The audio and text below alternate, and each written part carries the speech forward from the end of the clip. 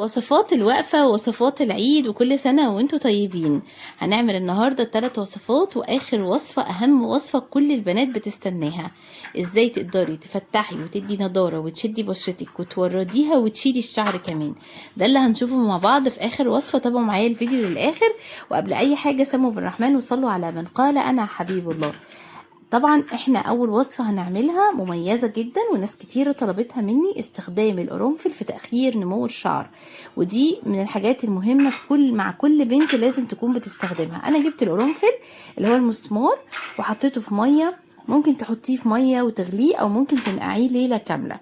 وفي الوقت ده انا حضرت طبق وفيه دقيق من الرز وعليه معلقة من معجون السنان وقلبتهم كويس جدا جدا. دخلي المعجون في كل ذرة دقيق عندك، ده مهم جدا. قلبي كده بالشكل اللي انتي شايفاه معايا، وقوليلي بقى بتتابعيني من اي بلد وبتحبي وصفات اكتر للشعر ولا البشرة ولا الاتنين مع بعض. هنا بقى انا هضيف مكون مهم قوي قوي اللي هو معلقه من البيكنج باودر، وهو بطل وصفاتنا النهارده. البيكنج باودر بيفتح، بيشيل طبقه من الجلد الميت، وبيساعد جدا ان هو يفور الشعر الموجود في الجلد. وكمان من احلى الحاجات اللي بتمنع ظهور الجلد الوزه والجلد المدفون اللي بيكون تحت الجلد. وكمان شكل الجلد والمسامات اللي بتبقى بارزه كده لفوق. طبعا ميه القرنفل انا غليتها عشان بس مستعجله، انتي نقعيها بتكون مفعولها احسن واحسن، وبيبقى لونها اغمق من كده. كمان هنستخدمها كمان في الخليط بتاعنا. هنضيف شويه كده صغيرين على الخليط بتاعي البيكنج باودر مع دقيق الرز. دي الرز بيفتح كمان وبيدي نعومه من اول استخدام على فكره، ومن الحاجات اللي الشعر بيلزق فيها من الجدر، فبتقدري تسحبي الشعرايه من الجدر عندك. يعني لما بتفردي طبقه كويسه كده على الجلد وبتسيب تنشف تماما وتيجي تفركيها بحركات دائريه، بتلاقي ان دقيق الرز تحديدا بيمسك في الشعرايه وبيطلعها معاكي بمنتهى السهوله.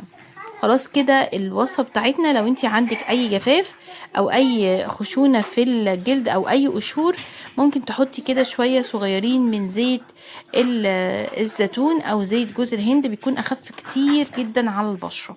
ممكن كمان زيت الجوجوبا، اختاري الزيت اللي انتي بترتاحي له او اللي جسمك وجلدك بيحبه.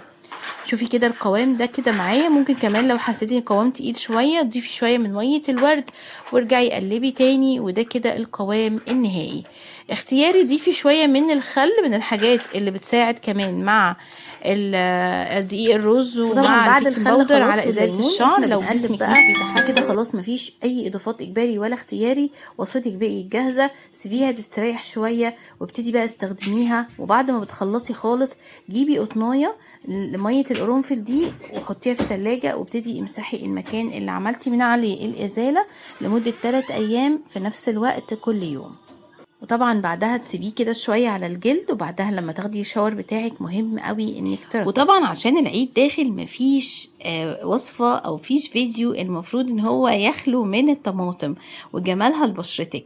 والطماطم مش لوحدها، ده كمان هنضيف عليها احلى مكون وهنشوف دلوقتي مع بعض. بس الاول انا بجهز عصير الطماطم. جبت الطماطم بتاعتي وعصرتها كويس، اللي هو بشرتها، وجبت منها احلى عصير، او ممكن في الخلاط وتصفيها براحتك خالص، بس انا بحس ان هي كده مركزة اكتر. هضيف هنا بقى عليها معلقة من اي نوع غسول للبشرة او غسول الجسم، يكون كريمي يكون ريحته حلوة. وضفت كمان عليها معلقة صغيرة من المعجون. الوصفة دي هتساعدك في تفتيح اي تصبغات موجودة عندك في الجلد، الركب، الاكواع، اي مكان في جسمك، الرقبة، منطقة اللي هي اللي بعد اللي هي منطقة الرقبة من ورا.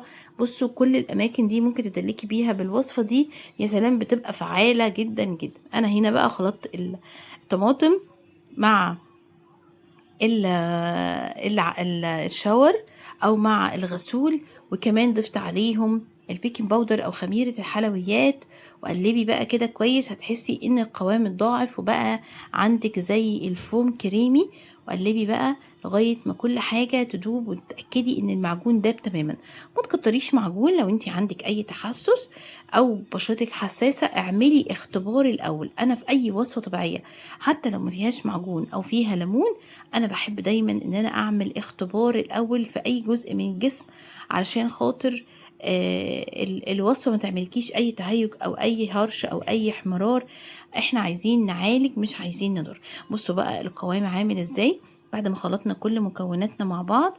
القوام بقى كريمي كده وفوم وحلو وطري على الجلد قوي وسهل الفرد، ودي اهم حاجة. وريحته حلوة طبعا لاننا استخدمنا من انواع الغسول اللي ريحتها هندخل بقى على جميلة الوصفة وكريمي التالتة كمان. بتاعتنا، مميزة وكل البنات طلبوها مني، وطبعا انا حبيت ان انا اختم بيها الفيديو، وده اللي نوهت عليه في البداية، ان احنا هنعمل وصفة توريد بعد الازالة وكله في وصفة واحدة. هجيب 4 معالق من السكر، او هتجيبي اهم حاجة عندي ان تكون المية نص كمية السكر. يعني لو 4 معالق سكر هحتاج معلقتين من المية. لو هتضيفيها بقى بالكوباية، طبعا الوصفة دي فعالة جدا جدا، وهتشوفي نتيجتها قدام عينيكي، وهتشوفي قوامها. انتي عملتي واكس في البيت بس بطريقة محترفة، وانتي عارفة انتي عملتي وحطيتي ايه في مكوناتك، وعارفة بتحطي ايه على جلدك. حطت المية والسكر، وهضيف كمان عليهم نص ليمونة، وشيل البذر. يعني احنا كتير بنسيب البذر، بس انا بحب ان احنا نشيله علشان ما يضايقكيش وانتي بتفردي الكريم بتاعك او الفوم بتاعك على الجسم.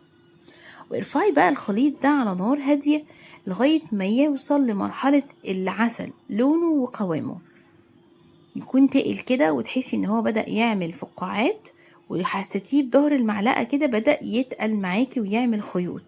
انت كده اتأكدتي ان هو استوى وبقى جاهز للاستخدام.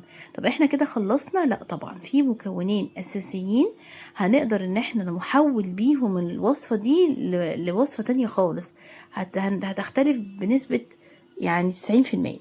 بصوا القوام، طبعا الكاميرا ظالمه القوام جدا، القوام عسل جدا، وكمان شايفين اللون، تحسي ان هو لون ابتدى يبقى على لون اصفر كده عشان سبته يغلي شويه على النار. هنضيف بقى هنا كيس كامل من خميره الحلويات. اول ما هنضيفه هتحسي ان القوام اختلف تماما، وده القوام اللي انا محتاجاه. اختياري بقى هتحطي العكر الفاسي او دم الغزال، وده من الحاجات اللي هتخلي الوصفه تورد الجسم. يعني انا هحطه بايديا وهوريكي قبل ما اغسل ايدي اصلا، يعني بيدي اللون فوري، يخلي لون الجلد وردي.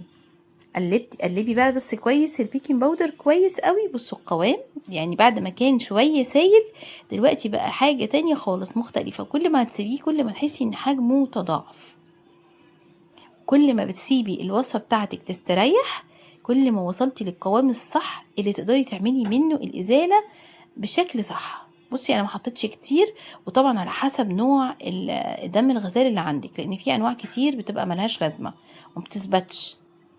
شايفين القوام وشايفين اللون؟ طبعا انا لسه معايا سخن، انا هسيبه كمان يبرد، هيتحول بقى لقوام لازج كده.